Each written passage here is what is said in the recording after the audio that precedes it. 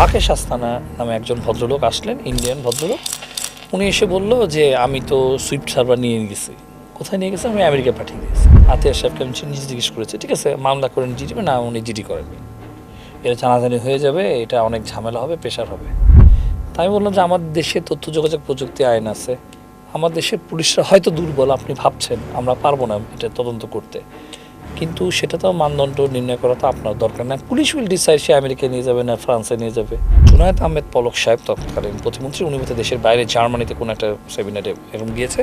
উনি ইনস্ট্রাকশন করেছেন যে আমি যেন রিপোর্টটা হ্যাকিং দেখায়। ওনার সাথে আমার কখনো সরাসরি কথা হয়নি, কিন্তু আমার ডিপিডি পিডি এদের মাধ্যমে আমাকে প্রেশার দেওয়া হয়েছে এটা হ্যাকিং দেখাতে হবে। আমাকে একটা প্রশ্ন করা হলো যে আতিয়ার রহমান দায়ী কিনা। প্রশ্নটা খুব ভেরি স্পেসিফিক, এবং আমি যদি ভুল না করে থাকি এটা ছিল সাবেক প্রধানমন্ত্রীর বিট। এটা উনি জানতে চেয়েছেন আমার কাছে সরাসরি। ঢাকা অফিসে, ঢাকা অফিস, ঢাকা ড্যাট বলে এটাকে, ড্যাট অফিস, পোস্ট অফিসের উল্টা দিকে। তো ওটা খুব সুন্দর অ্যারেঞ্জমেন্ট, চমৎকার, বা এসি রুম টুম আমাকে ডেকে এনে আমাকে কিন্তু ফোন করতে দেওয়া হয়নি, বাট আমার ফোন রিসিভ করতে দেওয়া হয়েছে, any sort of phone.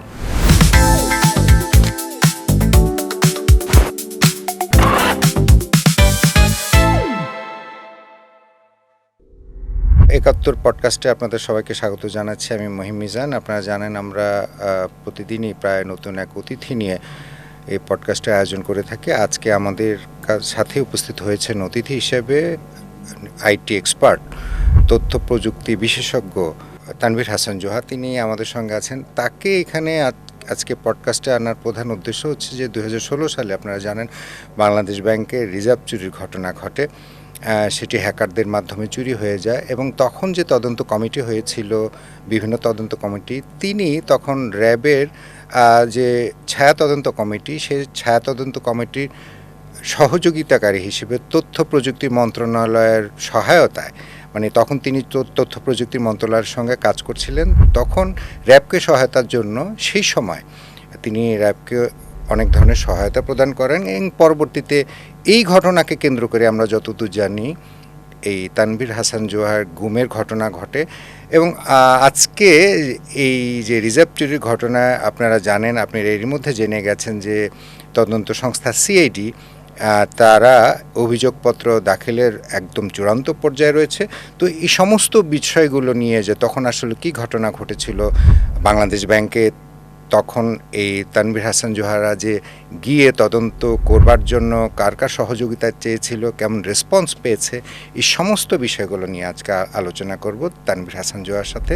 Tanvir Hasan Zoha, আপনাকে স্বাগত জানাচ্ছি আমাদের এই 71 স্টুডিওতে, 71 পডকাস্টে। আপনি যদি আমাদেরকে একটু শুরু থেকে বলতেন ঘটনাটা কিভাবে আপনি প্রথমে জানলেন এবং এখানে সম্পৃক্ত কি করে হলেন এই 2016 সালে রিজার্ভ চুরির ঘটনা তদন্ত সংস্থার সাথে। ধন্যবাদ। আমরা 2015-16 অর্থ বছরে একটি প্রজেক্ট পাই, যে প্রজেক্টের নাম হচ্ছে সাইবার নিরাপত্তা। তো সেই প্রজেক্টের কাজ ছিল 64টি জেলায় ক্যাপাসিটি বিল্ড আপ করা, ডিসি, এসপি এবং 128টি মহিলা কলেজ এবং 73টি বিশ্ববিদ্যালয়কে আমরা সাইবার নিরাপত্তা, তথ্য যোগাযোগ প্রযুক্তি আইন নিয়ে মাঠ পর্যায়ে কর্মশালা করব, প্রশিক্ষণ দেব এভাবে। এবং আমাদের ডেডিকেটেড একটা কল সেন্টার ছিল। এটা অবশ্যই তথ্য যোগাযোগ প্রযুক্তি বিভাগের অর্থায়নে 1 বছর ব্যাপী। তো যখন আমাদের প্রশিক্ষণটা হয় তখন আমাদের হেল্প ডেস্কে ভিকটিমের থেকে বেশিরভাগ সময় দেখা গিয়েছে যে থানা পুলিশরা প্রশিক্ষণ শেষে আমাদেরকে অনেক ফোন করে, কারণ ভিকটিমরা মূলত কল সেন্টারের নাম্বারটা অতটা জানতো না। যদিও আমাদের বিজ্ঞাপন গিয়েছিল, বেশি তারা থানায় যেত। থানা দ্বারস্থ হওয়ার কারণে থানার যে সকল সাব ইন্সপেক্টর এবং এএসআই র্যাঙ্কের যারা আমাদের ট্রেনিংগুলো করতেন, তারা আমাদের নাম্বারগুলোতে সরাসরি ফোন করতেন যে এরকম ভিকটিম এসেছে, বিষয়গুলো আমরা কীভাবে সলভ করতে পারি। তো এর জন্য আমাদের পুলিশ এবং সিআইডি এবং র্যাপিড অ্যাকশন ব্যাটালিয়ন এবং তখনকার সেনাবাহিনীর যে সংস্থাগুলোতে আমাদের একটা নেটওয়ার্ক তৈরি হয়, এবং তারা বুঝে যে আমরা এই জাতীয় বিষয় নিয়ে কাজ করছি, এবং আমরা বলতে পারি যে খুব এফেক্টিভলি, এফিসিয়েন্সি নিয়ে আমরা কাজটা করছি। প্রোডাক্টিভিটি অল্প, কিন্তু আমরা যে কাজটা করি সেটা যত্ন করে শেষ অবধি পর্যন্ত যাই। তো পরবর্তীতে আমাদের যে প্রজেক্ট ডিরেক্টর, উনি আমাদেরকে বললেন আমাদের যে আমাদের একটা রিকোয়ারমেন্ট এসেছে র্যাপিড অ্যাকশন ব্যাটালিয়নের গোয়েন্দা শাখা থেকে। আমার এটা হচ্ছে 15 সালের ডিসেম্বর মাসের দিকে একটা মেল এসেছে এবং সেখানে বলা হচ্ছে যে এখানে আমাকে মেনশন করে একটা ব্যাপার, তারা একটা কর্মশালা করতে চাচ্ছে। প্রথমে ছিল ট্রেনিং, পরে আমি ট্রেনিং যখন আপনি র্যাবকে ট্রেনিং দেওয়াবেন? জি ট্রেনিং। তো ট্রেনিংয়ের পরপরই তখন তারা আস্তে আস্তে ইনডাইরেক্টলি ওই কর্মশালাতে তারা ম্যালওয়্যার নিয়ে খুব আলোচনা করছেন। তো ম্যালওয়্যারের যে বিষয়টা হলো সেটা হচ্ছে সাধারণত এগুলো ব্যাংকে সাধারণত ব্যবহৃত হয়, কিন্তু আমি 15 সালে আমার অভিজ্ঞতায় যেটা দেখেছি যে আমরা সাধারণত সাইবার বুলিং বা ব্ল্যাকমেলিং বা ফেসবুক রিলেটেড কেসগুলো নিয়ে পুলিশ খুব কনসার্ন। তো আমি তখন ভাবছি যে র্যাব তো অনেক দূর এগিয়ে গিয়েছে, এটা অ্যাডভান্স টেকনোলজি নিয়ে কথাবার্তা বলছে এরকম। তো আমি পরবর্তীতে আমি বিসিএস একাডেমি এবং ডিটিএসে ক্লাস নিই, তখন আমাকে র্যাব ইন্টেল থেকে আবারও ডাকা হলো। তাদের একটা কনফারেন্স রুম আছে, তারা বললো যে আরও কিছু ম্যালওয়্যার এবং state sponsor hacking, organisational sponsor hacking কীভাবে হয় সে বিষয়ে আরও অধিকতর বিষয়ে জানতে চাই। তো আমি সেখানে আবার পরবর্তীতে ক্লাস নিলাম এবং প্রশিক্ষণ করিয়েছি। আমার সাথে আরও 2-4 জন প্রশিক্ষক ছিলেন, কিন্তু এন্ড অফ দ্য ডেতে আমাদের তৎকালীন যিনি ডিরেক্টর কর্নেল জিয়াউল আহসান মূলত আমার বিষয়ে আর কি খোঁজ খবর নেই। আমি পরবর্তীতে যেটা জানতে পারলাম এবং ফেব্রুয়ারির দিকে মূলত আমাকে চিঠির মাধ্যমে, আমার চিঠি মানে আমাদের ইমেল করে, আসলে তখন আমাদের পত্রটা সেভাবে পেয়েছিল কিনা আমাদের প্রজেক্ট আমার ঠিক খেয়াল নেই, তবে ইমেল এসেছে এটা আমি জানি, ইমেলে কপি ছিল। আমরা সরাসরি প্রথমে গেলাম ট্রাস্ট ব্যাংকে। ট্রাস্ট ব্যাংকে যে উনি আমাকে বললেন সুইফটটা কীভাবে চলে এটা একটু আপনি বুঝে নেন। কর্নেল জিয়াউল আহসান? জি হ্যাঁ, উনি আমাকে ডিকটেট করেন, উনি বললেন আপনি এটা বুঝে নেন। তখন তিনি র্যাবে ছিলেন? তো তখন আমি বললাম ঠিক আছে, আমি কেন ট্রাস্ট ব্যাংকে কেন নিয়ে গেল। তো ট্রাস্ট ব্যাংকের একজন সুইফট অপারেটর আমাদেরকে বোঝালেন। তো আমরা বুঝে যেটা বুঝলাম যে কোনো অবস্থাতে ইন্টারনেট সংযোগটা কমপ্লায়েন্ট না, তারা মাদার ব্যাংক হিসেবে জানে এবং তারা বলেছে এটা ইন্টারনেট সংযোগ করার মতো কোনো মানে অবস্থাই নেই। তো এখানে এটা অটোমেটিক কোড জেনারেট হয় এবং ইন্ট্রানেট, আমি আবারও বলছি, প্রাইভেট নেটওয়ার্কের মাধ্যমে প্রায় একটা ট্রানজ্যাকশনে কমপক্ষে 2টো করে 4টা পাসওয়ার্ড তারা দেওয়ার পর সাকসেসফুলি তারপর সেটা একটা সাকসেসফুল একটা ট্রানজ্যাকশন হয়। সেটা আমি বলছি 2016 সালের কথা। তো এখন আমার মনে আছে তখন উনি জিজ্ঞেস করতেছিল তাহলে বাংলাদেশ ব্যাংকে কি হলো। আমার গাড়িতে আমরা একসাথে যাচ্ছিলাম। জি বাংলাদেশ ব্যাংকে কি হলো, তা আমি বললাম যে স্যার আমি তো ঠিক জানি না কি হলো, আমি তো বুঝতে পারছি না গেলে তো বুঝবো না। তো আমরা মানে ওই প্রথম আপনি বাংলাদেশ ব্যাংকের ঘটনা জানতে পারলেন ওই গাড়িতে বসে? এটা আমি আগে থেকে জানতাম বাংলাদেশ ব্যাংকে নিয়ে যাবে, ইমেলে ছিল বাংলাদেশ ব্যাংকে নিয়ে যাবে, আচ্ছা, কিন্তু আমাকে ট্রাস্ট ব্যাংকে নিয়ে গেল। এটা কি রিজার্ভ চুরির ঘটনা আপনাকে উল্লেখ ছিল যে ইমেলে ছিল বললেন? যে হ্যাঁ, ইমেলে বলেছে যে আমাদের বাংলাদেশ ব্যাংকে রিজার্ভ চুরির বিষয়, রিজার্ভের সুইফটের লোপাট, এটা এরকম একটা এটা হলো আপনার 2016 সালে। আমি তারিখটা ঠিক মনে নেই, তো ফেব্রুয়ারি মাসের ফার্স্টে একেবারে প্রথম দিকে। তারপরে জানলেন? তারপর আমি গেলাম। তো যাওয়ার পর আমি অবশ্য বলেছিলাম একটা চিঠিপত্রটাও আদেশ দেওয়া ভালো, কারণ আমি বুঝতে পেরেছি যে এটা একটা গভর্নমেন্ট অর্ডার দরকার, আইনি জটিলতা তৈরি হতে পারে এবং সেটা হয়েছিল আমার জন্য। হ্যাঁ, সেটাতে যাব। তারপর আমি তখন ইমেল দিয়েছে, আমার তখন পিডি ছিলেন, উনি আমাকে বললেন যে তুমি মানে আমাকে তুমি করে বলতেন আদর করে, উনি সবাইকে আপনি বলে আমাকে বলে তুমি যাও। তো আমি চলে গিয়েছি। তো যাওয়ার পর না, আমি গিয়েছি ফার্স্ট ট্রাস্ট ব্যাংকে, আমার যাওয়ার কথা ছিল বাংলাদেশ ব্যাংকে, কিন্তু র্যাব গাড়ি পাঠিয়েছে, সেই গাড়িতে আমি দেখলাম আমাকে ট্রাস্ট ব্যাংকে নিয়ে গেল। ট্রাস্ট ব্যাংকে ওখানে মানে সুইফটের ওখানে জিয়াউল হাসান সাহেব আসছেন, এসে উনি আমাদের সব কিছু ওইটাকে প্রক্সি করে দেখলো যে আসলে ওনাকে বাংলাদেশ ব্যাংক নেওয়ার আগে এখানে এনে দেখি যে উনি আসলে এটা বিষয়টা বোঝে কিনা। হ্যাঁ, এটাও হতে পারে। তো আমাকে আসলে উনি আসলে যেটা চাইছিলেন, আমার ধারণা উনি চাইছিলেন আমাকে আরটু এডুকেটেড করতে। আচ্ছা, মানে একটা ব্যাংকের মানে ব্যাপারগুলো আমি যাতে বুঝে ওখানে যাতে যেতে পারি আর কি, কারণ জিনিসটা তো নতুন, সবার জন্যই নতুন। ইনফ্যাক্ট ইনভেস্টিগেশন আমার জানার মতে কেউ সুইফট এত ইন্টেন্সিভলি ইনভেস্টিগেট করেনি বাংলাদেশ ট্রেন্ডিং থেকে। তো আমি তখন গেলাম ট্রাস্ট ব্যাংক থেকে সব কিছু বুঝে। আমি মাথায় যেটা নিলাম সেটা হচ্ছে যে এখানে কোনো ইন্টারনেট কানেক্টিভিটি নেই, সম্ভব নয়, এটা বাংলাদেশ ব্যাংকের রুলস অ্যান্ড রেগুলেশন, এটা অসম্ভব ব্যাপার। এবং ইনফ্যাক্ট আপনি ইন্টারনেট সংযোগ কেন, আপনি যদি একটা মাউসও এখানে অ্যাড করতে চান, কিবোর্ড অ্যাড করতে চান এক্সটার্নাল, সেটা অ্যাকসেপ্টেড না। এটা বেলজিয়াম থেকে টিকিটিংটা আসবে, সে ওকে করবে, তারপর আপনি একটা মাউস বা কিবোর্ড চেঞ্জ করতে পারবেন, তার মানে এ লেভেলের মানে সুইফটের সিকিউরিটি। তো তারপর আমি বাংলাদেশ ব্যাংকে যখন আমরা গেলাম, তো যাওয়ার প্রথম? হ্যাঁ প্রথম আচ্ছা। আমরা গেলাম, তো যাওয়ার পর তখন যে বিষয়টা হচ্ছে যে কে রিসিভ করলো আপনাদের? আমাদের কয়জন ছিলেন? আচ্ছা, ওখানে আমাদের রিসিভ করেছিলেন দেবদুলাল সাহেব একজন আছেন, উনি এক্সিকিউটিভ ডাইরেক্টর। Director হ্যাঁ ছিলেন। হ্যাঁ, উনি। তারপর হচ্ছে আমি সবাইকে চিনতাম না, সবাই সিভিল, এখানে তো নেম ট্যাগ নেই। ওনারা সব গভর্নর, ডেপুটি গভর্নর, আতিয়ার সাহেবের সাথে আমার মানে তখন কথা হয়েছে। তো আমাদেরকে রিসিভ করলো নিচে, উনি র্যাবের পোশাক পরিহিত অবস্থায় জিয়াউল হাসান সাহেব উনি চলে গেলেন উপরে, আমিও গেলাম। তো যাওয়ার পর উনি বলেছে যে আমাকে, জিয়াউল হাসান সাহেব, যে তোমার কোনো ভয় নেই, আমাকে বলছে আপনার কোনো ভয় নাই, আপনি কিন্তু যেটা যেটা প্রয়োজন সেটা সেটা করবেন, কিন্তু আমার I need to know the truth, he said and added. তো ঠিক আছে। তো আমি তখন গেলাম। তো যাওয়ার পর যেটা হলো যে প্রথমে আমি ফার্স্টে বললাম যে এটা একটা হ্যাকিং নাকি ইনসাইডার, এটা বোঝার জন্য আমার সিসি ক্যামেরার ফুটেজ লাগবে। আমি সিসি ক্যামেরাতে দেখতে চাই কম্পিউটারটা অন হয়েছে, তারপর প্রিন্টার বা পেজ গেছে বা চেঞ্জ হয়েছে। তো এটা তো ভৌতিক একটা ব্যাপার, তাই না? তো আমি এটা একটুখানি দৃশ্যটা আমি অনুধাবন করতে চাই, তাকিয়ে তাকিয়ে বিষয়টা কি। তো ওনাদের সিসি ক্যামেরাটা ছিল আসলে বেসিক্যালি মানে ইন্টারনাল ম্যানেজমেন্ট, এখানে ইন্টারনেটের কোনো কানেকশন নেই, কিন্তু আমি সেখানে কোনো হার্ড ড্রাইভ দেখিনি। হার্ড ড্রাইভ কোথায় এটা তারা কেউ সদুত্তর দিতে পারেনি। তখনই আমার মনে ঠটকা লাগলো যে এখানে ইনসাইডাররা কেউ জড়িত, এখানে কর্মকর্তারা বলে আমরা জানি না হার্ডওয়্যারটা কোথায়, আর আমরা জানি না হার্ড ড্রাইভটা কোথায়। আমরা আচ্ছা এটার সাথে কি কোনো ক্লাউডের কানেকশন আছে কিনা, ব্যাকআপ ট্যাকআপ, বলে না, এগুলো কিচ্ছু নেই, আমরা 1 মাস ডাইরেক্ট এখানেই করি, হার্ড ড্রাইভটা নাই। আচ্ছা, তারপর কি হলো, আমি চলে গেলাম সুইফট ইনভেস্টিগেশনে।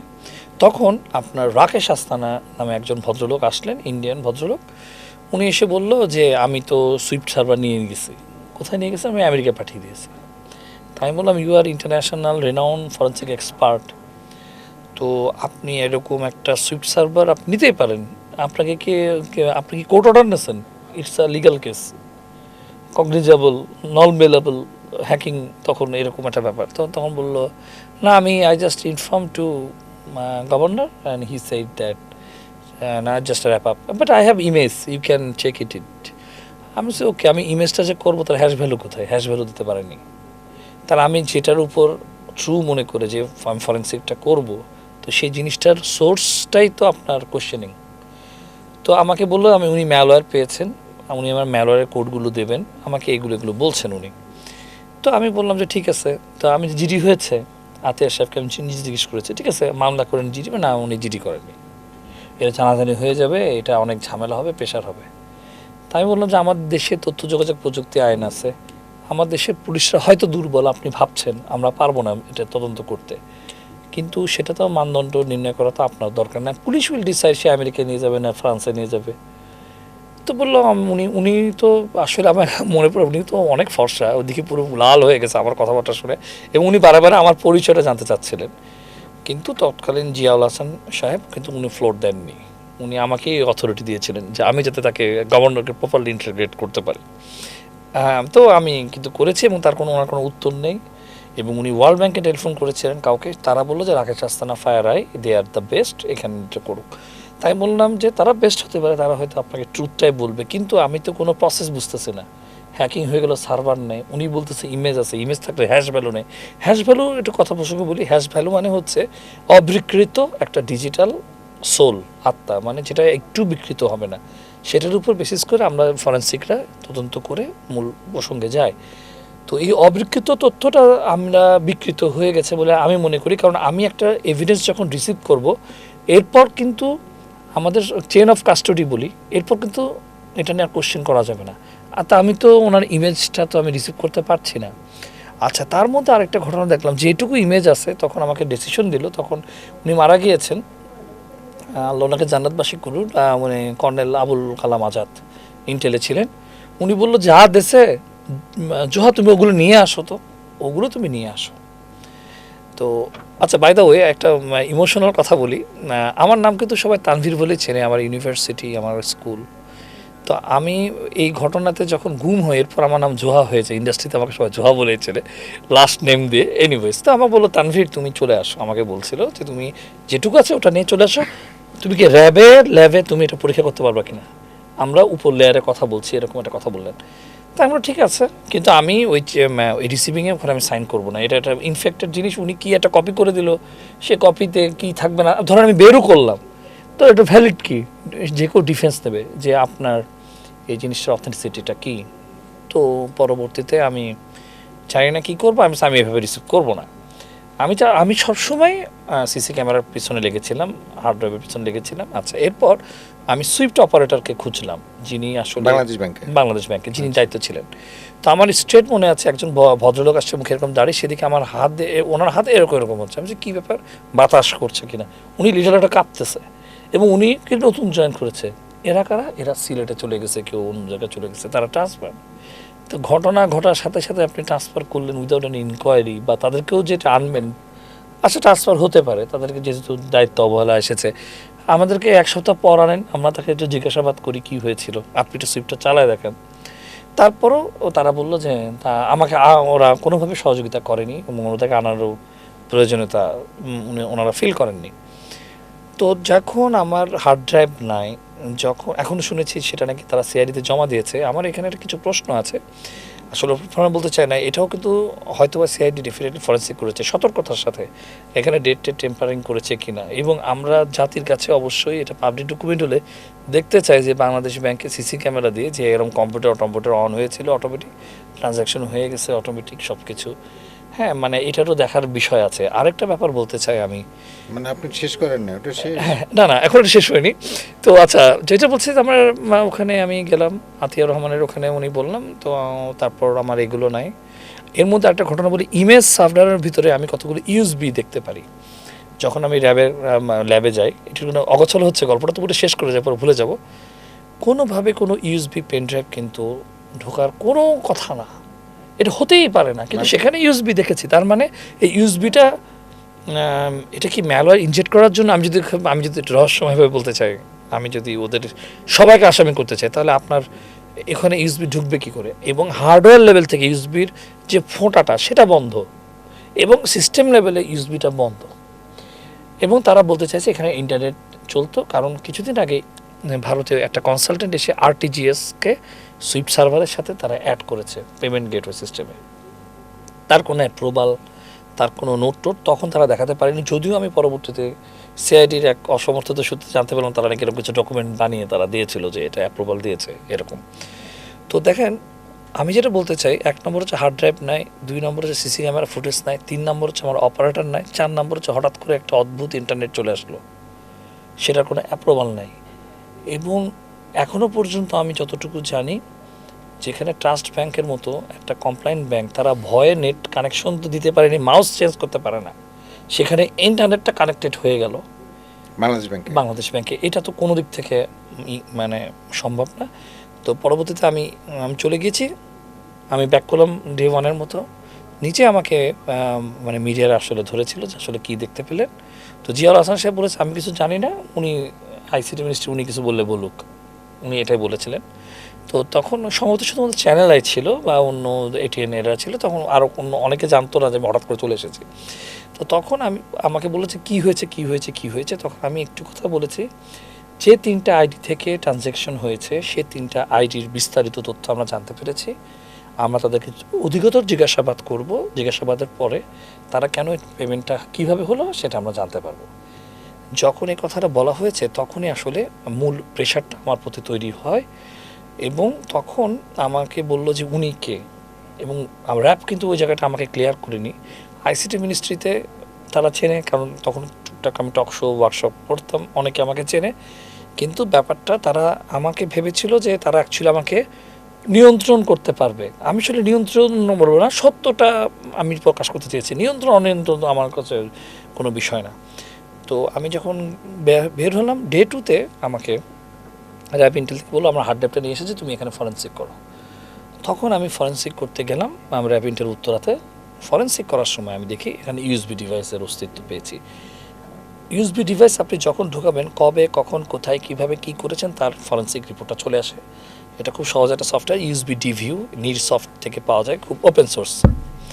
তো তখন আমি জিজ্ঞেস করলাম যে এই তারিখে, মানে কিছু পেন ড্রাইভ ঢুকেছে ইনসিডেন্ট ঘটার আগে, কিছুটা পরে, এই তারিখে সিসি ক্যামেরার ফুটেজটা আমার লাগবে, যেহেতু এটা এক্সেল শিট আকারে চলে আসছে, কবে কখন কোথায় কীভাবে ইউএসবিটি ঢোকানো হয়েছে, কখন বের করানো হয়েছে, মানে ইনসার্ট এবং আউট অল ডেটা চলে আসে। এবং সেটা আমি মেল করলাম আইসিটি মিনিস্ট্রিতে, সেটা মেল করলাম আমি র্যাব ইন্টেলকে। তখনও তারা সিসি ক্যামেরা ফুটেজটা দিতে পারছে না, কারণ যেহেতু ইউএসবিটা ঢোকানো হয়েছে তার মানে ফিজিক্যালি কেউ, এটা তো হাওয়া থেকে আসেনি, তো ফিজিক্যালি কেউ আসতে পারে, সেই লোকগুলোকে আমরা জিজ্ঞাসাবাদ করতাম। তো তখন আমাকে বললো যে ঠিক আছে তোমার এটা হয়েছে। তারপর আইসিটি মিনিস্ট্রি থেকে আমাকে বললো যে জুনায়েদ আহমেদ পলক সাহেব তৎকালীন প্রতিমন্ত্রী, উনি হয়তো দেশের বাইরে জার্মানিতে কোনো একটা সেমিনারে এরকম গিয়েছে, উনি ইনস্ট্রাকশন করেছেন যে আমি যেন রিপোর্টটা হ্যাকিং দেখায়। ওনার সাথে আমার কখনো সরাসরি কথা হয়নি, কিন্তু আমার ডিপিডি পিডি এদের মাধ্যমে আমাকে প্রেশার দেওয়া হয়েছে এটা হ্যাকিং দেখাতে হবে। তা আমি বললাম যে ঠিক আছে, এটা তো হ্যাকিংই, তো আমি হ্যাকিং দেখাবো, আমি দেখি না একটা অধিকতর তদন্ত করি। তো ইন বিটুইন আমি যেটা শুনতে পেরেছি যে জিয়াউল হাসান সাহেব সরাসরি তৎকালীন প্রধানমন্ত্রীর কাছে দেখা করেছেন এবং উনি কিন্তু ব্যাপারটা অনুধাবন করতে পেরেছেন জিনিসটা অ্যাকচুয়ালি কী হয়েছে। উনি এটা কিন্তু আমি যেটা শুনতে পেরেছি উনি ওখানে দেখা করেছেন। দেখা করার পর রহস্যজনকভাবে আমি দেখলাম উনি আমার সাথে আর দেখা করে না, এবং উনি আমাকে টেক্সট করতেন যে আপডেটটা ওনাকে দিতে, উনি কোনো রেসপন্স করেন না এবং কর্নেল আজাদও কোনো রেসপন্স করছেন না। তো এর ভিতরে মিনিস্ট্রি থেকে আমাকে বলা হচ্ছে, মানে ইন্টেলিজেন্স হেড Head। পরে যিনি মারা গেলেন জি, জি, জি। জঙ্গিদের হামলায়, হ্যাঁ, হ্যাঁ। কর্নেল আজাদ, জি। Lieutenant colonel Azad. হ্যাঁ, জি, তারপরে? তখন মিনিস্ট্রি থেকে বলা হলো যে আমাকে যেন আমি রিপোর্টটা যেন আমি দেখিয়ে নিই সচিব মহোদয়ের কাছ থেকে, এরকম একটা বিষয়। তো আমি এটা রেডি করছি এবং আমাদের তখনকার সচিব মহোদয় ছিলেন হচ্ছে নজরুল ইসলাম খান। উনি খুবই মানে ডাইনামিক বলবো, উনি অনেক বোঝেন। তো উনি আমাকে কখনো বাধাগ্রস্ত করেননি, উনি বলে তোমার যেটা সত্যি তুমি সেটা করবা। তো স্টেটের কিছু ইস্যু থাকে আমাদেরকে দেখে দেখে বলো। তো এখন আমি কথা বলবো তো এভিডেন্সের বেসিসে, আমি তো হ্যাকিংটা দেখাবো কোথা থেকে, আমি হ্যাকারে তো খুঁজে পাচ্ছি না এখানে, সবই তো ইনসাইডার।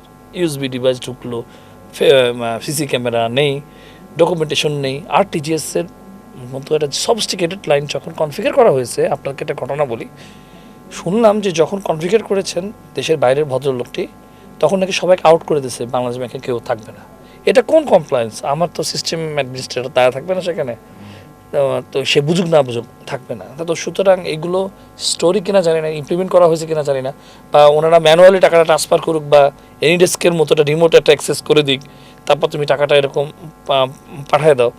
কিন্তু বিষয়টা হচ্ছে এটা মেকানিক্যাল পাসওয়ার্ড জেনারেট করে সুইফট। স্ক্রিনিং থেকে যে জিনিসগুলো খুব সহজেইভাবে আপনার রিফ্লেক্ট করে যাবে, মেকানিক্যাল পাসওয়ার্ড সাধারণত রিমোট অ্যাক্সেসে দেখাটা ডিফিকাল্ট আছে, এখানে কিছু এনক্রিপ্টেড মডেল আছে। তো সব কিছু মিলায় আমার কাছে মনে হয়েছে যে এখানে একজন মানুষ, একজন ব্যক্তি ফিজিক্যালি এখানে থাকারই কথা, এই টোটাল প্রসেসের মধ্যে আমার কাছে এটা মনে হয়েছে। তো র্যাব টু আমি এইটা যখন গেল তখন আমি তখন একটা রিপোর্ট আমাকে দেওয়ার কথা বললো। আসলে মূল ঘটনাটা রিপোর্ট নিয়েই হলো, এবং আমি যেটা করলাম রিপোর্টটা লিখলাম। রিপোর্টটা লেখার পর আমি দেখিয়েছি এখানে ইনসাইডার ব্যক্তি, আমি আমার ডিসিশনটা দিয়ে দিয়েছি।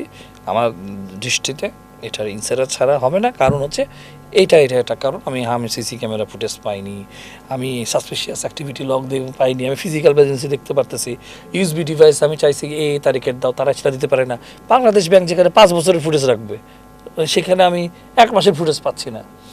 এভাবে লিখেছে। লেখার পর তখন আমাকে খুব স্পষ্ট ভাষায় আমাদের তখন আইসিটি মিনিস্ট্রি থেকে আমাকে ফোন করে বলা হলো, তখন নাসের সাহেব ছিলেন সম্ভবত পলক সাহেবের পিএস, ওনারা আমাকে বলেছে আমার সাথে প্রজেক্ট কন্ট্রাক্ট হবে না যদি অ্যালাইনমেন্টের কাজ না হয়, এবং রাষ্ট্রদ্রোহী মামলা হবে আমার বিরুদ্ধে যদি আমি এই জাতীয় রিপোর্ট সাবমিট করি, এবং আমার খুব সমস্যা হবে, এরকম একটা বিষয় বলা হলো।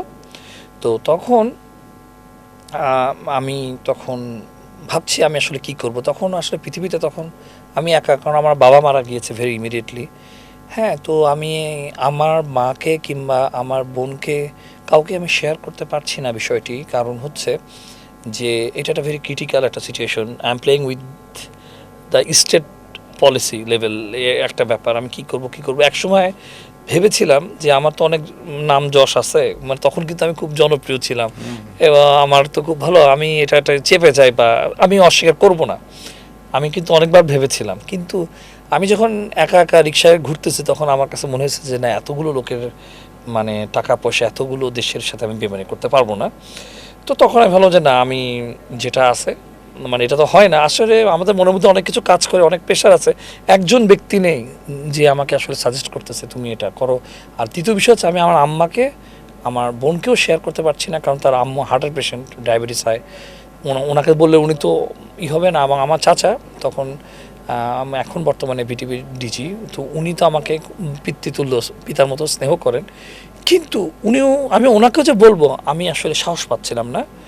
তারপর হঠাৎ করে আমাকে ফোন করলেন আবুল কালাম আজাদ বললেন একজন, উনি বললেন মুখ্য সচিব, প্রধানমন্ত্রী মুখ্য সচিব বা এরকম একজন ফোন করলেন।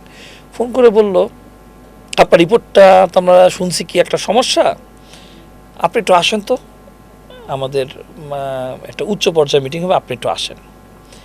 আসার পর তখন হচ্ছে কোথায় আসতে বলছে? আমার প্রধানমন্ত্রীর কার্যালয়, আমাকে বলে 4 নম্বর গেটে আপনার এটা পাস থাকবে এরকম। তো তখন আমার মনে আছে আমান সাহেব বোধহয় এসএসএফ এর ডিজি ছিলেন বা কেউ একজন, উনি আমাকে ফোন করছেন, ফোন করে আমাকে বলছে কি হয়েছে, হ্যাঁ আচ্ছা আসেন, আপনার ব্যাপার কি ব্যাপার। তখন ওখানে সাজ্জাদ নামে আরেকজন ছিলেন, উনি একজন সচিব বা অতিরিক্ত সচিব এরকম, তারপর আবুল কালাম আজাদ সহ অনেকে ছিলেন। ওখানে একটা ওয়েব ক্যাম টাইপের ছিল, আমি প্রেডিক্ট করি যে ওইখানে তখনকার সময় হয়তো বা প্রধানমন্ত্রী উনি হয়তো ওয়াচ করতেছেন কিনা বা আমি জানি না এক্স্যাক্টলি, ওনারা খুব একটা কনক্রিট মিটিং করলেন। তো সেখানে আমাকে একটা প্রশ্ন করা হয়েছিল ওখানে, মানে ওনার পক্ষ থেকে অনলাইনে, সেটা হচ্ছে আমি ফিজিক্যালি প্রেজেন্ট কিন্তু মানে ভার্চুয়ালি সবাই কানেক্টেড আর কি। আমার আপনি ফিজিক্যালি প্রেজেন্ট, প্রধানমন্ত্রীর কাছে সবাই ভার্চুয়ালি? না, 3 জন ছিল, আবুল কালাম আজাদ, সাজ্জাদ সাহেব একজনকে চিনতে, আরেকজনকে চিনতে পারেনি।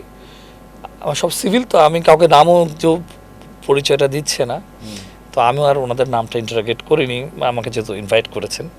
আর কিছু কথাবার্তা শুনছি স্পিকারে, তারা একটু ডানে বামে বা আমার বোর্ডে, আমি বোর্ডে একে দেখাচ্ছি, সেগুলো একটু বলে যে এভাবে দেখা যাচ্ছে না। তখন বুঝলাম যে অ্যাপার্ট ফ্রম মি আরও কেউ একজন দেখছে আমার প্রেজেন্টেশন কী হয়েছে বাংলাদেশ ব্যাংকে, তারা এটুকু জানতে চেয়েছেন। তো চেনার পর তখন আমাকে একটা প্রশ্ন করা হলো যে আতিয়ার রহমান দায়ী কিনা। প্রশ্নটা খুব ভেরি স্পেসিফিক, এবং আমি যদি ভুল না করে থাকি এটা ছিল সাবেক প্রধানমন্ত্রীর বিট, এটা উনি জানতে চেয়েছেন আমার কাছে সরাসরি। তো তখন আমি বলেছি যে being a governor he can't escape his responsibility, আমি এটাই বলেছি। হ্যাঁ, কে দায়ী না দেয় পরে, কিন্তু উনি যে হাইড অ্যান্ড সিক করেছেন বা এরকম। তার পরবর্তীতে পরের দিনে আমি দেখলাম যে মূলত মানে আতিয়ার সাহেবকে উনি মানে অপসারণ হয়ে গেছে। তো আমি যখন প্রধানমন্ত্রীর কার্যালয়ে ছিলাম, যখন আমি প্রধানমন্ত্রীর কার্যালয়ে সব ব্রিফিং টিফিং হয়েছে, অল অন এ সাডেন আমাকে ফোন করে বলছে যে ঢাকা ডিজিএফআই থেকে ফোন করে আমাকে বলছে যে আপনি কি জোহা সাহেব বলছেন? হ্যাঁ, যে আপনার একটু আমাদের ডিজিএফআই অফিসে আসতে হবে। আমি তো প্রধানমন্ত্রীর কার্যালয়ে। তো দেখেন, আমি কিছুদিন আগে দেখলাম আমাদের ইলিয়াস আলী সাহেব মানে গুম হলো, আমার ইমিডিয়েট আগে আর কি। তো ওনাদের একটা ইস্যু ছিল যে আইনশৃঙ্খলা বাহিনী ওনার গাড়িতে খুব জোরে একটা ধাক্কা দিয়ে পরে এভাবে তুলে নিয়ে যায় এরকম। তো আমার সঙ্গে আমার গাড়ি ছিল, তো আমি বললাম যে দেখেন আমি আসবো, কিন্তু আমার সঙ্গে আমার গাড়িটা আছে, আমি গাড়িটা পার্ক করে আমি চলে আসবো, আপনি কি এটুকু অ্যালাউ করবেন কিনা? তো ওনারা বললো যে গাড়ি আছে না? বলছে হ্যাঁ, গাড়ি সহ আসে। আমি বলছি গাড়ি সহ আসতে বললে আমি আসবো, কিন্তু আমি চাই না কোনো জটিলতা। আমি বুঝে গেছি যে জিনিসটা তারা এখন একটু লং টার্ম প্ল্যান রাখবে। আমার ভিতরে মানে ইনটিউশন কাজ করতেছিল মেবি আমি গাড়িটা নিয়ে কী করবো, ম্যানেজমেন্ট, আমার ড্রাইভার নাই। তো তখন বললো যে ঠিক আছে।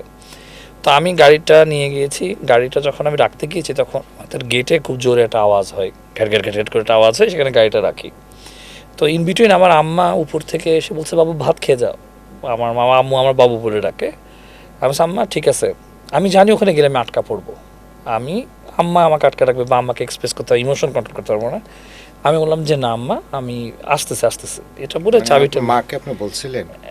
না, আমি আম্মুকে তখনও কিছু বলিনি, আম্মু কিছুই জানতো না। তাহলে যে আটকায় রাখবে মানে আমি আম্মুকে যদি বলি উপরে যে হ্যাঁ, তখন আম্মু হয়তো আটকায় রাখবে যে না, আম্মু তো বুঝতে চেষ্টা করবে না। আর আমি কত স্ট্রেস নেবো, মানে আমি তোর মানুষ তখন, তো আরও এখন আমার বয়স এখন 40+, আমি একটু বুঝি, তখন তো আমি 30-এর মতো, বা আমি তখন তো আসলে ম্যাচুরিটি তো সেরকম একটা নেই। তো তখন আমি চাবি টাবি দিয়ে আমি আস্তে করে রিক্সা করে নিয়ে চলে গেলাম জাহাঙ্গীর গেটের উদ্দেশ্যে।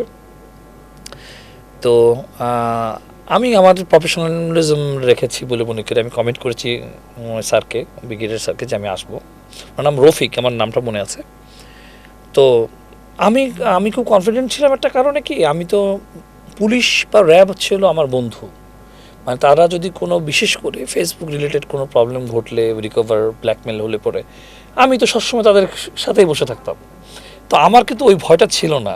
আমি একটা, এটাও একটা আত্মবিশ্বাস ছিল, কিন্তু একটা প্রেডিকশন হচ্ছিল, যেহেতু আমি পলক সাহেবের সাথে আমার গন্ডগোলটা লেগে গেছে, সাবেক প্রতিমন্ত্রীর সাথে আমার যেহেতু গন্ডগোলটা খুব চূড়ান্ত পর্যায়ে আমি ফিল করছি, তখন আমার মধ্যে ইন্টিউশন কাজ করছিল যে এটা কিছু হতে পারে। আচ্ছা, আরেকটা ব্যাপার, আমি আন্তর্জাতিক অপরাধ ট্রাইব্যুনালে বর্তমানে কর্মরত আছি। মানে টু বি ভেরি ফ্র্যাঙ্ক, এটা আমি একটা জিনিস কনফেস করতে চাই, এটা আমার আসলে লক্ষ্য করা উচিত ছিল, আমি ওই সময় বুঝিনি। এত যে গুম খুন হয়েছে এটা না আমিও আসলে বুঝতে পারিনি ওই সময় 16 সালে। মানে এখন তো তদন্ত দেখতেছি বহুত কিছু হয়েছে, মানে এটা আমার ব্যর্থতা। আর আমার একটা প্রবলেম আছে, সেটা হচ্ছে আমি খুব মানে স্পেসিফিক, আমি ডানে বামে তাকাই না, আমি একটা জিনিস নিয়েই পড়ে থাকতে পছন্দ করি, ডানে বামে আমি ওই জায়গাটা উচিত খোঁজ খবর রাখা সেটা রাখি না। তো এনিওয়েজ আমি চলে গেলাম রিক্সা করে যাওয়ার পর জাহাঙ্গীর গেটে থামলো, জাহাঙ্গীর গেট থেকে আবার একটা রিক্সা চেঞ্জ করলাম। তো হ্যাঁ, তবে আমার কাছে মনে হয়েছে একটা ভুল হতে পারে, আমাকে কেউ একদম ফলো করতেছিল মোটর সাইকেলে করে, দুইজন হয়তো বা ফলো করে, আমি আসলে কি করি না করি এটাও হতে পারে, এটা মনের ভুল, কিন্তু না আমার মনে হয় এটা রাইট ছিল। তো যাই হোক, আমি চলে গেলাম। এটা ছিল আপনার সিরাজ খান হাসপাতাল আছে পোস্ট অফিসের ঠিক উল্টা দিকে, ওখানে আমি গেলাম। তো যাওয়ার পর আম্মু আমাকে স্পন্টেনিয়াসলি ফোন দিচ্ছে, এবং তখন স্টিকারে মানে আসছিল ও যে তো এই বিষয়ে যে মানে এখানে তো বাংলাদেশ ব্যাংকের লোপাট নিয়ে দ্বিমত আইসিটি বিভাগে, এরকম কিন্তু কিছু টিকা ছাড়ছিল, কিছু গণমাধ্যমে এসে গেছে। আম্মু বলে, তোমার কি হয়েছে, তুমি ঠিকঠাক আছো তো? আম্মু টের পেয়েছে, আমি আম্মু ঠিক আছে। তো তখন আমাকে ভিতরে নিয়ে গেল। ভিতরে নিয়ে যাওয়ার পর তখন ঢাকা অফিসে, ঢাকা অফিস, হ্যাঁ ওর ঢাকা ড্যাট বলে এটাকে, ড্যাট অফিস, পোস্ট অফিসের উল্টা দিকে। তো ওটা খুব সুন্দর অ্যারেঞ্জমেন্ট, চমৎকার, বা এসি রুম টুম আমাকে ডেকে এনে আমাকে কিন্তু ফোন করতে দেওয়া হয়নি, বাট আমার ফোন রিসিভ করতে দেওয়া হয়েছে, এনি সর্ট অফ ফোন। তারা বললো, তো আমি বললাম যে স্যার আমারও এত ফোন রিসিভ করা লাগবে না, আপনি আমার আম্মার ফোনটা রিসিভ করতে পারলে আমি খুশি, এবং আপনার সামনে কথা বলবো। তো বললো যে না, কোনো সমস্যা নেই। তো ওনারা আমাকে একটা কথা বললো যে আপনি যেটা করেছেন, আপনার জীবন খুব থ্রেট, তাই আমি আপনাকে কাস্টডিতে আনলাম, এবং আপনি কিন্তু এমন এমন ব্যক্তিদের পিছনে লেগেছেন, আমাকে ডিরেক্টলি ওখানে বলা হয়েছে যে আপনি বাঁচতে পারবেন কিনা আমরা ঠিক এক্স্যাক্টলি জানি না, এবং আমরা আপনাকে ছাড়বো না। তো বলার পর মানে আপনার লাইফ থ্রেটের মধ্যে আছে, হ্যাঁ এরকম সেইটা থেকে আপনাকে পরিত্রাণ দেওয়ার জন্য, নিরাপত্তা দেওয়ার জন্য আপনাকে ডেকে সেখানে নিয়ে যাওয়া হয়েছে, তাদের বক্তব্যটা এরকম। হ্যাঁ, এবং বিষয়টা কিন্তু ওরকমই ছিল, ওদের এনভায়রনমেন্ট যেরকম দেখেছি আমার কাছে খারাপ লাগেনি। তো তখন আমার কাছে, আমার মনে আছে, আমি কাউকে চিনি না, এরা অবশ্যই ডিজিএফআই থেকে আসবে হয়তো, বা আমি চিনি না তৎকালীন, বা ওদের আর্মি ইন্টেলিজেন্সের কেউ। ওনারা সকলে চারদিকে চলে আসলো, চারদিকে এসে আমাকে অধিকতর প্রশ্ন শুরু করলো যে আসলে ঘটনাটা কি ঘটছে, এবং আমি কাজগুলো শিখলাম কোথা থেকে। তা আমি বললাম যে আমি যেটা করছি সেটা তো কমন সেন্স, এটা তো, এবং আমি এখনও পর্যন্ত একটা জিনিস দায়িত্ব নিয়ে বলতে পারি, আমি লাইফে মোটামুটি 100-র উপর মামলা, ক্লুলেস মামলা আমি অফিসিয়ালি তদন্ত করেছি, এবং আমি এটা দিয়েছি। এবং এটার জন্য সবচেয়ে ভালো হচ্ছে যারা মানে কমার্স ব্যাকগ্রাউন্ড, আর্টস ব্যাকগ্রাউন্ডের, তারাই আসলে ফিলোসফিক্যালি ব্যাপারগুলো বুঝতে পারে। এটার জন্য কোর্ট কমান্ড কিচ্ছু লাগে না। আমি যদি পডকাস্টকে শুনে থাকি আমি এটা বলতে চাই, এবং বিশ্বের যারা বড় বড় ইনভেস্টিগেটর তারা সবাই আর্টস ব্যাকগ্রাউন্ডের, আমি দায়িত্ব নিয়ে বলছি এই কথাটা। আমি অ্যানালিটিক, আপনি you can ask to the AI and so many thing. So এত গবেষক হয়ে আপনি কোনো তদন্ত করতে পারবেন না। তো আমার কাছে মনে হয়নি যে এটার জন্য আমার বিরাট বড় ক্লাস নিয়ে বোঝাতে হবে বাংলাদেশ ব্যাংকে কী হয়েছে, আপনি আমাকে হেল্প করতেছেন না। হ্যাঁ, উকিল, ডাক্তার, শিক্ষকদের কাছে লোকালে আপনি you can't get the thing actually কী হচ্ছে। তো যাই হোক, আমাকে অনেক জিজ্ঞেস করলো, পর্যায়ে অনেক কিছু জিজ্ঞেস করলো, এবং তারা খুব জিজ্ঞেস করতেছিল যে আমি কখনো দেশের বাইরে গিয়েছি কিনা। আমার পাসপোর্ট ছিল, কিন্তু আমি কোনোদিন তখন দেশের বাইরে যাইনি, 30 ইয়ার্স হয়ে গেছে, যাওয়া হয়নি কোনো একটা কারণে। তো তারা এটা আবার ভেরিফাইড করতে চাইছিল আসলে আর কোনো পাসপোর্ট আছে কিনা, বা আমি আসলে এতদিন আমি কেন দেশের বাইরে যাইনি, এরকম অনেক মেধাবী লোক হয়ে যে আমি কোনো কিছুর মধ্যে আমি ছিলাম না, আমি জানি না। তো যাই হোক, তো এরপর যেটা হলো, আমাকে বলল যে কেন আমি মানে এই গভর্নমেন্টের এগেনস্টে আমি যাচ্ছি, আমাকে ফাইন্যান্স করছে কে, এটা ছিল তাদের মূল দুঃখ। হঠাৎ করে তারা ওই অ্যাঙ্গেলে মানে হ্যাকিং বাদ দিয়ে তারা অন্য অ্যাঙ্গেলে চলে গেল।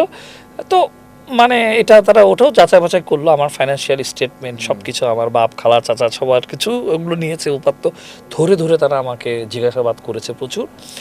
তো এই হলো ব্যাপার। তারপর একটি সময় তারা সিদ্ধান্ত নিল যে যখন মোটামুটি হয়ে গেছে তখন তারা বলল আমরা আপনাকে এখন রিলিজ করব, তো আপনি কাউকে আসতে বলেন।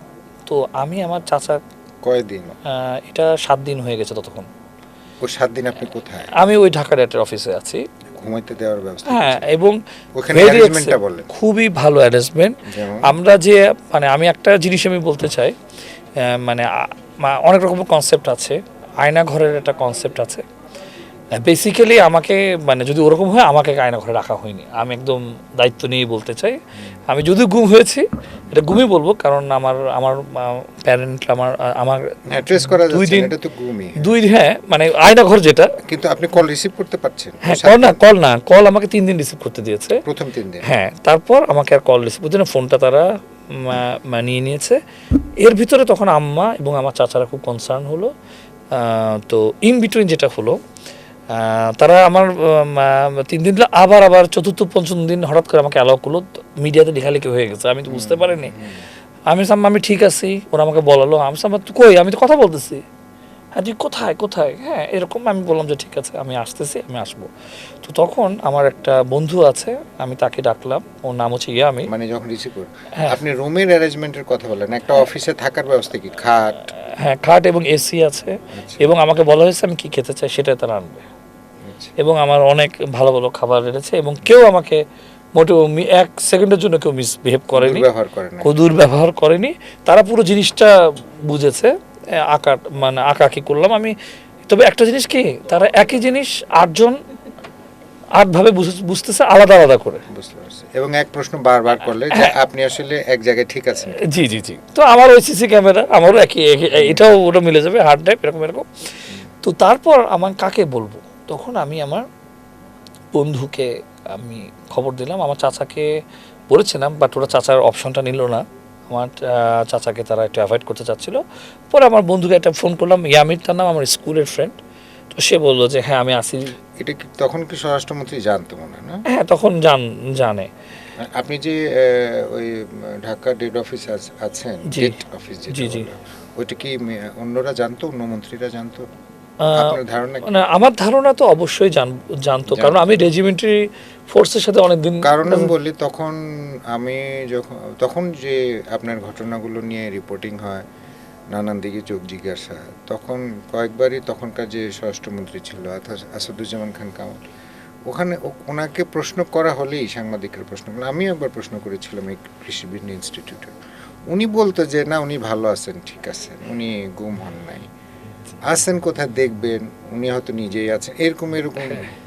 তার মানে আমরা ধারণা করতাম যে আপনি অ্যাটলিস্ট নিরাপদ আছেন এবং আপনি কোনো না কোনো দিন বের হবেন, কারণ ওনারা কনফিডেন্টলি এটা বলতো, আপনার সম্পর্কে এটা বলতো আর কি। উনি হেসেই বলতো উনি আছেন, ঠিক আছেন, উনি হয়তো আছেন কোথাও, দেখবেন বের হয়ে যাবে। এই জন্য আপনার কাছে এবং আমি এটা বলছি, হ্যাঁ আমাকে কখনো খারাপ বিহেভ করা হয়নি, সেভাবে ট্রিট করা হয়নি।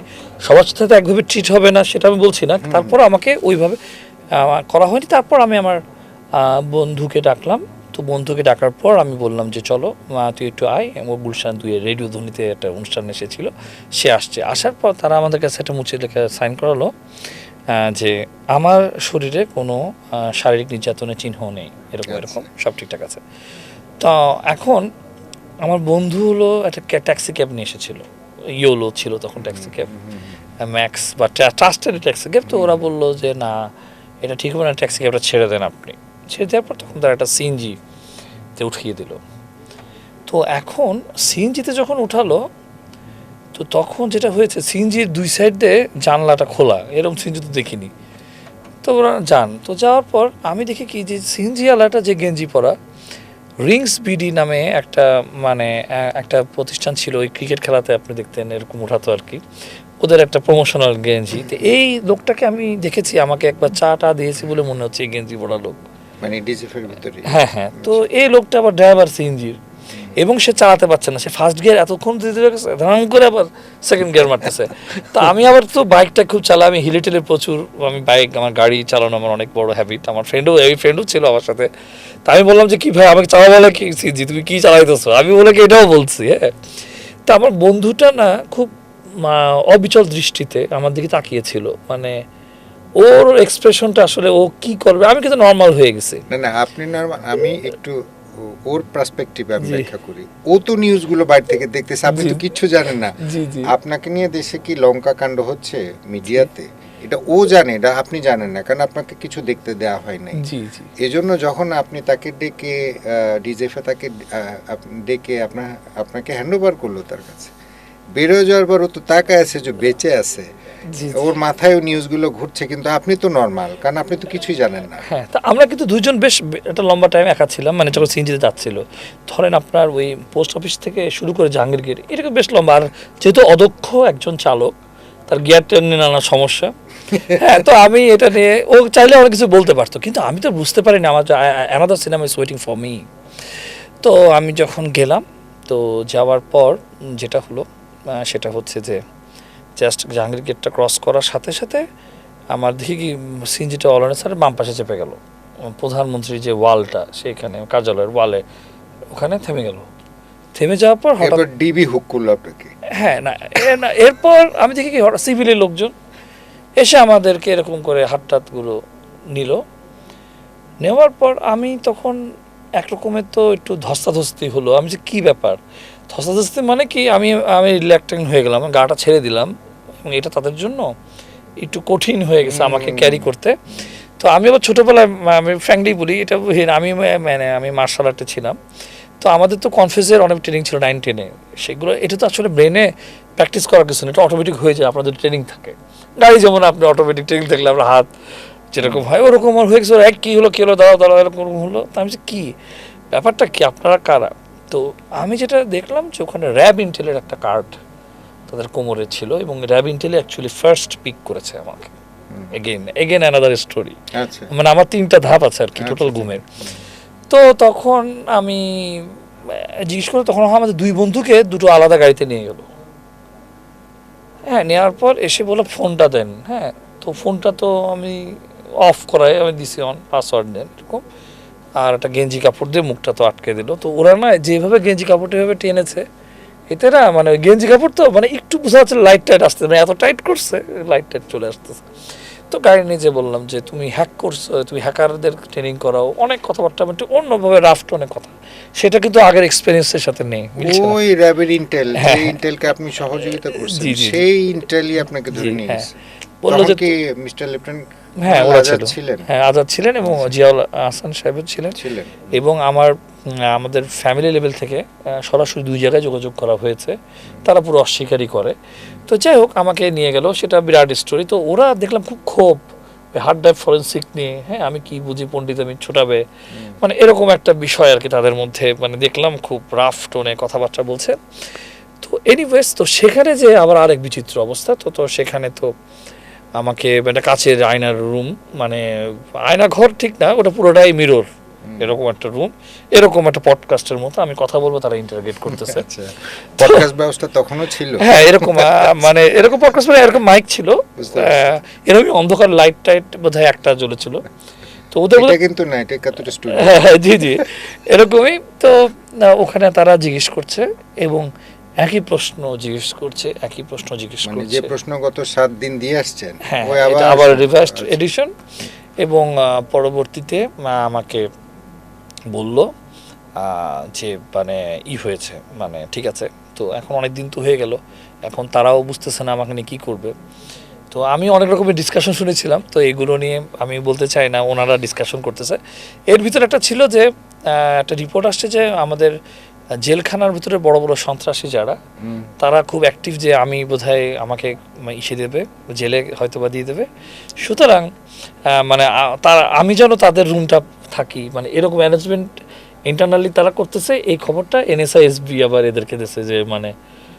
আমার নিয়ে অলরেডি শীর্ষ সন্ত্রাসীরা বা এরা একটা মিটিং সিটিং চলতেছে, মানে আপনার জন্য জেলখানা ভালো অ্যারেঞ্জমেন্ট হচ্ছে ওদের উদ্যোগ। এরকম ওরা বলছিল, আমি এটা শুনতেছি, আমি শুনে আপনার আল্লাহ এটা কি হচ্ছে, মানে আমি কেন জেলেও যাবো, আমি বাবাটে পারি। মানে ওই র্যাবের ওই কর্মকর্তারা হ্যাঁ ওনারা বলছেন তো ওনাদের ওখানে কে কে ছিল? আজাদ?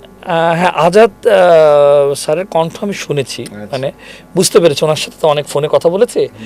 আর যিনি যে অফিসারটা এইসব ডিসকাশন করছিলেন ওনার সাথে মিউট করে কথা বলে, তো ওনারটা আনমিউট বা হয়নি, আমি শুনতেছি পুরো দপ করে ওরা, আর আমি বলিনি শোনা যাচ্ছে, আমি কিছু আমি শোনার দরকার। এটা ওদের একটা পার্ট, আপনারা ভয় দেখানো। জি জি, কোনো কিছুই সবকিছু একটা পার্ট। রাইট। তো এটা গেল, তো তাও শোনাইলো আপনি যেন ভয় থাকেন। জি, তো এর মধ্যে আমাকে যেটা হলো, আমাকে লাস্ট তারা ডিবিতে হ্যান্ডওভার যেদিন করলো, টিভির তৎকালীন এটা কয়দিন ছিলেন র্যাবে? আমি ওদের ওখানে ছিলাম প্রায় 7 দিন, টোটাল 14 ডেজ, 7 দিন প্লাস, অলটুগেদার 15 দিনের আমার ইস্যু। কিন্তু ডিজিএফআই ঢাকার ডেট অফিসে হ্যাঁ 7 দিন, হ্যাঁ তারপরে হচ্ছে র্যাব অফিসে 7 দিন, এই টোটাল। আবার ডিবিতে একই ঘটনা। আচ্ছা, র্যাব অফিসে থাকার অ্যারেঞ্জমেন্ট কি? র্যাব অফিসের থাকার অ্যারেঞ্জমেন্ট হচ্ছে অলওয়েজ সিটিং, বসে থাকবে। হ্যাঁ বসে থাকতে হবে, এখানে আপনার শোয়ার কোনো, আমার মনে পড়ছে না শোয়ার কোনো ইস্যু। তারপর হচ্ছে আমার তো প্রেশার টেশার মেপেছে মেডিকেল, ওই ঘুমোলে চেয়ারের মধ্যে বসে বসে। আর খাওয়ার অ্যারেঞ্জমেন্ট? খাওয়ার অ্যারেঞ্জমেন্ট নট ব্যাড, আমি বলবো না খারাপ কোনো খাবার তারা দিয়েছে। পোলাও মাছ, আমি আইটেম মনে আছে, মুরগি, এবং আমি মাঝখানে খাচ্ছিলাম না, ওরা খেপে গেছে, খাচ্ছেন না কেন। হ্যাঁ আমি না, আমি তো মাংস আসি খালি মাংসটুকু খেতাম, যেটা সত্যি কথা, আমি ভাত টাট খেতাম না, তেলটা লাগে, আর একটু পার্সোনালি তো ডিপ্রেসড, হ্যাঁ সবকিছু মিলে খাওয়াটা ঢুকতেছে না। খালি শুইতে দিত না, এই তো? হ্যাঁ শুতে দিত না। তো তারপর হচ্ছে আমাকে করলো, মানে ডিবিতে আমাকে হ্যান্ড ওভার করলো। ডিবির কে হ্যান্ড ওভার নিল? আচ্ছা, ডিবিতে নিয়েছিল হলো, আমার মনে আছে উনি হচ্ছেন সম্ভবত তরিক সাহেব, তারিকুল সাহেব, উনি হ্যান্ড ওভার নিল ডিবিতে নিয়ে। তারা আমাকে খুব প্রেশার দিল, আমি বলবো আমি কক্সবাজারে পালিয়েছিলাম। স্ক্রিপ্ট করা শুরু করলাম, হ্যাঁ কক্সবাজারে পালিয়েছিলাম, এবং আমি মজা নিচ্ছিলাম, আমাকে নিয়ে সবাই খুব ওরিড। তো আমি হঠাৎ করে বাস থেকে নেমে ডিবি আমাকে ধরেছে, উদ্ধার করেছে। জি, তো পরবর্তীতে আমি যেটা হয়েছে, ডিবিরা কোনো মামলা দেয়নি, এবং তারা তাদের ভিতরে বলেছে যে, মানে আমি যেটা শুনেছি, মানে সেটা তারা ক্যাজুয়াল টক আর কি, যেটা যে অনেক লোককে ধরো হজম করো, অসুবিধা নেই। এখন এই যে লোকটা আমাদের সাথে কাজ করতেছে এবং সে ট্রেনার, আমাদের একদিনের জন্য হলো সে টিচার, তার বিরুদ্ধে আমি মামলা কেন দেব মামলা? এটাও আসলে তো মানুষের মনুষ্যত্ববোধ কারো না কারো জেগেছিল বলে আমি প্রাণে বেঁচেছি, এবং আমি খুব কৃতজ্ঞতা প্রকাশ করি। আমি বলতেই চাই, এটা অবশ্য ঠিক হবে কিনা জানি না, তারপর আমি দায়িত্ব নিয়ে বলতে চাই, মানে 71-এর ভূমিকা ছিল খুবই, মানে আমার লাইফে, মানে আমি এটা বলতেই চাই, আমি খুব কৃতজ্ঞতা। আমি এই পডকাস্টে আসছি বলে তা না, এটা আমি সবসময় বলি, এবং যখনই ডাকে আমি মনে পড়ে না আমি 71-এ কখন আমি মিস করেছি কোনো দেখেছে। এবং ইনফ্যাক্ট আজকে আমার খুব কোর্ট ছিল, ক্রিটিক্যাল সাক্ষী ছিল, আমি আমার স্যারদেরকে বুঝিয়ে আমি কিন্তু চলে এসেছি একরকম। তো যাই হোক, আর আমি হজ করেছি, আমার বেস্টটা, আমার এখানে সবসময় স্কার্ফ থাকে, বাট আমাকে বললো যে না, আমরা স্কার্ফটা আসলে যে বিরিয়া বা আমাকে কেউ এভাবে দেখে অভ্যস্ত আমি খুলেছি। তো আমি আমি খুবই কৃতজ্ঞতা। এবং আমি একটা বিষয় বলতে চাই, শুধুমাত্র 71 নয়, অনেক মিডিয়া ছিল, তবে 71-এর ভূমিকাটা অত্যন্ত জোরালো ছিল, আমি এই জন্য স্পেসিফিকলি বলছি। এবং আমি আমি জানি না আল্লাহ আমার ভাগ্যে কী রেখেছিল, আমি মিডিয়ার সাপোর্টটা না পেলে হয়তোবা আমার ব্যাপারে অন্য ডিসিশন তখন গভর্নমেন্ট নিত, কারণ অনেকগুলো গুণ তারা করেছে, তারা যাওয়ার সময় আমাকে এটা বলেছে, এরকম হিউজ মিডিয়া প্রেশার কখনো তারা দেখেননি, এবং নাটক করো না, সিনেমা করে, এরকম কথাও বলেছে। হ্যাঁ, তো আসলে আমি নাটক সিনেমা করি না, কিন্তু অনেক নায়ক নায়িকা নাটক সিনেমা করেন যারা, তাদের ফেসবুকে আমি উদ্ধার করেছে, এবং আর্টিস্টদের কিন্তু একটা গ্রুপ তখন কিন্তু তারা রাস্তায় নেমেছিল, এবং আমাদের স্কুলের গ্রুপগুলো নামবে এমন পর্যায়ে আমাদেরকে আশ্বস্ত করা হয় যে আমাকে আসলে রিলিজ করা হবে, যার কারণে তারা বেশি তোড়জোড় করিনি আমার ভবিষ্যতের কথাটা চিন্তা করে। ফাইনালি আমাকে ডিবি আমাকে বাসায় নামিয়ে দিল এবং আমাকে শিখিয়ে দিল। আমি এয়ারপোর্টে উদ্ভ্রান্তের মতো ঘুরছিলাম, এবং আমি যেন ফেসবুক কোনোদিন ব্যবহার না করি, এবং আমি যেন কোনোভাবে কোনো টেলিভিশনে না আসি, এরকম একটা বিষয়। বাট আমি খুব অ্যাক্টিভলি 1 মাস চুপচাপ, তারাও জানে এগুলা কিচ্ছু আপনি শুনবেন না, এটা জাস্ট বলার জন্য বলে আর কি। জি। তো আমি যে জিনিসটা একটু বলতে চাই, মানে আসলে যে কথাটার জন্য আমার লাইফে কিন্তু আমার পার্সোনাল লাইফ, আমার প্রফেশনাল লাইফ, আমার সোশ্যাল পার্সপেক্টিভ এই গুমের পর কিন্তু অনেক চেঞ্জ হয়ে গিয়েছে। এবং অনেকে আমাকে রাজনীতিবিদ বলে, অনেকে বলে আগে গভর্নমেন্টে কাজ করেছে, অনেকে বলে পুলিশের বন্ধু না, মানে যে যেভাবে অনেকে অনেকভাবে করে। কিন্তু আমার যে লক্ষ্যটা ছিল এবং আমি যেটা বিশ্বাস করতাম, সত্যতা একদিন প্রতিষ্ঠিত হবে এবং সেটা 10 বছর পর হলেও 26-এ সত্যটা বলছি। এবং আমি আসার আগে আমি এখনও ভাবছি যে আমি কি আসলে এরকম একটা রুম, ফর্চুনেটলি এরকম একটা রুমের মধ্যেই ছিলাম আমি। তো আমি 10 বছর পর এটা আল্লাহর কাছে হাজার শুকর এবং আপনাদের মাধ্যমে বলতে চাই যে মানে আসলে মানুষের লাইফে তো অনেক রকমের মানে আপস অ্যান্ড ডাউনস থাকে, কিন্তু মানে এন্ড অফ দ্য ডে যে ট্রুথটা যে বের হয়ে আসলো, আমি বিশেষ করে যারা তদন্তকারী কর্মকর্তা মানে তাদের আমি বাংলাদেশ ব্যাংকের সেই ঘটনাটার সঙ্গেই যাই, যদি মানে সত্যটা সম্মত বেরিয়ে আসছে আপনি জি জি হ্যাঁ সেটাই। এবং ইনসাইডার আসছে আমার কিন্তু মাননীয় প্রতিমন্ত্রী তৎকালীন জুনায়েদ আহমেদ পলক, ওনার সাথে কিন্তু আমার দ্বন্দ্বটাই হয়েছিল ইনসাইডার ব্যাপারটা নিয়ে। মানে আপনি এটা বলতে পারবেন না? না, কিন্তু আমি তো ইনসাইডার ব্যাপারটা নিয়ে ফোকাস ছিলাম। উনি বলছে আমি কিভাবে এটা ইনসাইডারকে অ্যাভয়েড করব, আমি তো ম্যালওয়্যার পাইনি, আমি তো কোথা থেকে বলবো এটা ম্যালওয়্যার। হ্যাঁ, এত বড় মিথ্যাচার আমি দেশের সাথে কিভাবে করব? এটাও সম্ভবত আমি না, কোনো একটা ট্রু ডিজিটাল ফরেন্সিক ইনভেস্টিগেটর, সে যত বড়ই অসৎ হোক, আমি তাকে সৎ বলছি না, তার দ্বারাও এটা সম্ভব নয়। যেটা আসলে অসম্ভবকে সম্ভব করতে চেয়েছিলেন কোনো এক অনন্ত জলিল ভাই এলিভেস, কিন্তু সেটা হয়নি আলটিমেটলি। এটা সত্যটা প্রকাশ পেয়ে গিয়েছে। এবং আমি আপনাদের এই পডকাস্টের মাধ্যমে বলতে চাই, ইনশাল্লাহ আল্লাহ আমাদের কতদিন হায়াত রাখবেন আল্লাহ জানেন, এ টাকা কিন্তু আসবে বাংলাদেশে। কিভাবে সম্ভব? হ্যাঁ, এটা সম্ভব দুটোভাবে। আমাদের এখানে দুটো মিসকনসেপ্ট আছে। সেই মিসকনসেপ্টটা হচ্ছে, অনেকে এটা বলতে চাইছে যে নিউ ইয়র্কে একটা মামলা চলছে, এখানে যদি ইনসাইডার হয় তার নিউ ইয়র্কের মামলা ক্ষতিগ্রস্ত হবে, বা নিউ ইয়র্কের মামলা ক্ষতিগ্রস্ত হবে না এখানকার যেটা পার্সপেক্টিভ হোক। এটা একটা আমরা যেটাকে বলি নন কমপ্লায়েন্ট মানি, মানে এটা হচ্ছে একটা বেয়ারিশ টাকা, মানে টাকা রিসিভ করলে তো হবে না, আপনার ডক দেখাতে হবে। এটা একটা স্টেট টু স্টেট ট্রান্সফার। তো যারা রিসিভ করে খরচ করে ফেলেছে তাদেরকে তো একটা কথা বলতে হবে, তোমার ডকুমেন্টেশন কোথায়? ঠিক আছে, you got the money, you cash it out, তোমার ডকুমেন্টেশন এলসি টেলসি কোনো বিল কিছুই দেখাতে পারবে না। তো সুতরাং এই টাকা কূটনৈতিক প্রচেষ্টা এবং আইনি প্রচেষ্টা, এটা হ্যাক হোক আর ট্রান্সফার হোক, সম্ভব অবশ্যই by law MLAT mutual legal assistance treaty অনুযায়ী অবশ্যই এটা সম্ভব, ফেডারেল রিজার্ভ দিতে বাধ্য অবশ্যই। এবং আমি অবশ্যই এটা পাবলিক ফোরামে বলা ঠিক না, আমি বেশ কিছু অসমর্থিত সূত্রে শুনেছি, they are very much positive about it to refund the money, but it's all depends federal reserve মানে, কিন্তু আমার এখান থেকে শক্তভাবে তাদের কাছে পেপারস সাবমিট করতে হবে, সেটা হ্যাক হোক আর ইনসাইডার হোক, যেটাই হোক। আপনার একটা জিনিস, একটাই ব্যাপার, আমার দেশের লোকরা লোপাট করতে পারে, এটা অসুবিধা নেই, এটা কিন্তু লোকাল বিকাশ নগদ বা এদের লোপাট না, এটা তো এটা ন্যাশনাল ট্রানজাকশন। সেক্ষেত্রে অবশ্য এলসি বাই ডকুমেন্ট ইতিহাসে নাকি এটা একমাত্র না, এটা একমাত্র। এবং আমাকে তো খুব জিজ্ঞাসা করে, আমি ইন্টারপোল ইউরোপোলে আমি মাঝে মধ্যে ক্লাস নিতে চাই সিঙ্গাপুরে, আমাদের রিজনাল, তো ওরা তো আমাকে ব্রুনাই এক পুলিশ অফিসার, সে আমাকে বলতেছে কোথায় কোথায় দেখছি, তখন বললো বাংলাদেশ ব্যাংকের দেখছো, সে লাভ দেয়, তার চেয়ার এক্সপ্রেশন, তাদের নিউ ইট, বা তারা সবাই জানে যে এরকম একটা স্ক্যাম। এবং এখনো পর্যন্ত ওয়ার্ল্ডের এটা সেরা স্ক্যাম, এত বড় স্ক্যাম কোথাও হয়নি। তো এটা কোনো রেসিপ্রোকাল সিস্টেম দিয়ে এরকম একটা পেমেন্ট আপনি রিসিভ করলেন, ধরেন আমার যদি 1 লক্ষ টাকা বিকাশে আসে, আমি এটা খরচ করলাম, এখন যদি মামলা মোকদ্দমা হয়, আমাকে তো প্রমাণ করতে হবে যে টাকাটা আমি আপনার কাছ থেকে পাই, সেটা আমি হ্যাকিং করে পাই, বা হ্যাঁ আপনি আমাকে 1 লাখ টাকা কমিট যদি করেই থাকেন, তাহলে আমার ডকুমেন্ট ডিটেল দেখাতে হবে। বুঝলাম আপনি হ্যাক হয়েছেন বা আপনি ইচ্ছে করে দিচ্ছেন, আমি এখন অস্বীকার করতেছি বা আপনি অস্বীকার করছেন, কিন্তু ম্যাটারটা হচ্ছে যে বিল অফ এন্ট্রি তো নেই আপনার টাকা। বিল অফ এন্ট্রি না থাকলে আপনি কীভাবে এটা লেগালাইজ করবেন? সুতরাং ঘাবড়ানোর কিছু নেই, আমরা আশা দেখি এবং আমরা অবশ্যই এই ক্ষতি থেকে বেরোয় আসতে পারবো।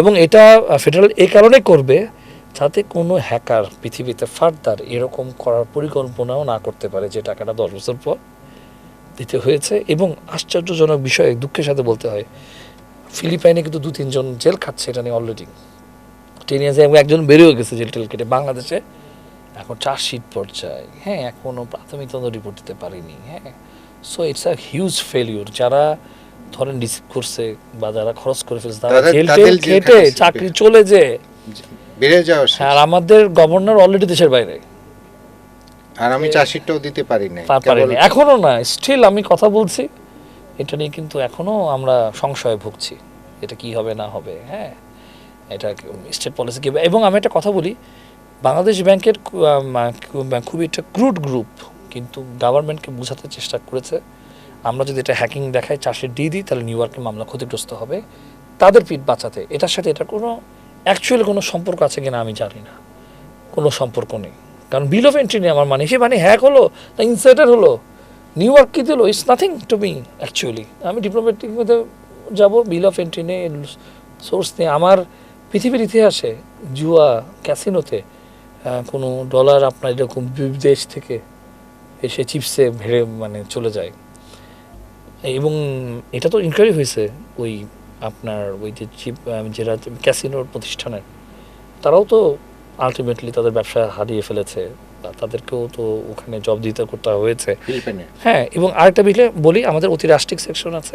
এটা কি আবার শ্রীলঙ্কা থেকেও বেরিয়েছিল একটু? হ্যাঁ, কিন্তু ওটা তো রিটার্ন হয়েছে শ্রীলঙ্কার পুরোটাই। শ্রীলঙ্কা থেকে পুরোটা রিটার্ন? হ্যাঁ, রিটার্ন হয়েছে, বানান ভুল ছিল, আবার ফাউন্ডেশন লিখে ফেলেছিল ফাউন্ডেশন লিখতে গিয়ে, তো এরকম কিছু ইস্যু ছিল, তো যার কারণে হোল্ড করে ফেলেছিল রিপিটেডলি। পরে পেয়ে গেছে? হ্যাঁ, শ্রীলঙ্কার পার্শিয়ালি আমি যেটা জানতে পেরেছি এটা শ্রীলঙ্কার 80%ই পেয়ে গিয়েছে, শ্রীলঙ্কাটা যেটা ভুলে গিয়েছে বা যেটা গিয়েছে সেটা অঙ্ক বেশি না, বেশি একটা না, 8 মিলিয়ন 10 হ্যাঁ মিলিয়ন এরকম, হ্যাঁ হ্যাঁ। কিন্তু লোপাট তো হয়েছে 10 কোটি কত ডলার। না, যেহেতু শ্রীলঙ্কাতে যে প্রসেসে আসছে সেম রেফারেন্সে আপনার আদার প্রসেসে আসবে। আর আমি খুব সিম্পলি বলি, বিল অফ এন্ট্রি নাই, তারা কোনো বিল দেখাতে পারবে না, যে কারণে আসে তার মানে তারা গায়েবী টাকা পেয়ে তারা গায়েবীভাবে খরচ করতে পারবে না, এটা তো ইন্টারন্যাশনাল মুদ্রা, এবং এটার পিছনে অনেক বড় চক্র থাকতে পারে। এবং এখানে আমার একটা প্রশ্ন রয়ে গেল যে তৎকালীন সময় এত এন্টারটেইন করার কি দরকার ছিল, এই ব্যাপারটা ধামাচাপা দিয়ে কি গেমটা করতে চেয়েছে, বা যারা ধামাচাপা দিতে চাইছে তারাও তো অটোমেটিকলি এখন সন্দেহের দৃষ্টিতে আসবে তদন্তে। কারণ ঠিক আছে, গভর্নরকে শুধুমাত্র মানে উনি বলেছিলেন একটা কথা যে কেঁদেছেন মন্ত্রী মহোদয়, ওনাকে যখন বিদায় দিচ্ছে উনি কেঁদেছেন। তো কাদা কাটা কী হয়েছে আমরা তো দেখিনি, কে কেঁদেছে না কেঁদেছে, উনি বাইরে এসে এগুলো বলেছেন। এই এত বড় একটা ঘটনা ঘটার পর ওনার বিদায় উপলক্ষে কাদা কাটার ব্যাপারটাও কিন্তু অনেক অস্বাভাবিক একটা ব্যাপার। তো পিছনে কে আছে এটা হয়তো বা একদিন বেরোবে। যেহেতু তদন্তের চার্জশিটের পর্যায়ে আছে বলে আমরা আজকে সর্বশেষ যেটা জানতে পারলাম। ধন্যবাদ তানভীর হাসান জোহা, আমাদেরকে খুবই গুরুত্বপূর্ণ এবং খুবই চাঞ্চল্যকর তথ্য উপহার দেওয়ার জন্য। আপনার জীবনে যা ঘটেছে 2016 সালে আমরা কম বেশি জানি, কিন্তু আপনার কাছ থেকে একটু ডিটেল যতটুকু জানলাম আমরা সমৃদ্ধ হলাম, আশা করি দর্শকরাও হবেন। ধন্যবাদ আমাদের স্টুডিওতে এসে আমাদেরকে সময় দেওয়ার জন্য। প্রিয় দর্শক, আজকের মতো এখানেই বিদায়। আমি মহিম মিজান আপনাদের সঙ্গে ছিলাম 71 পডকাস্টে। আবার সামনে নতুন কোনো অতিথি নতুন কোনো বিষয় নিয়ে আপনাদের সামনে আগামীতে আবার হাজির হব। ধন্যবাদ সবাইকে।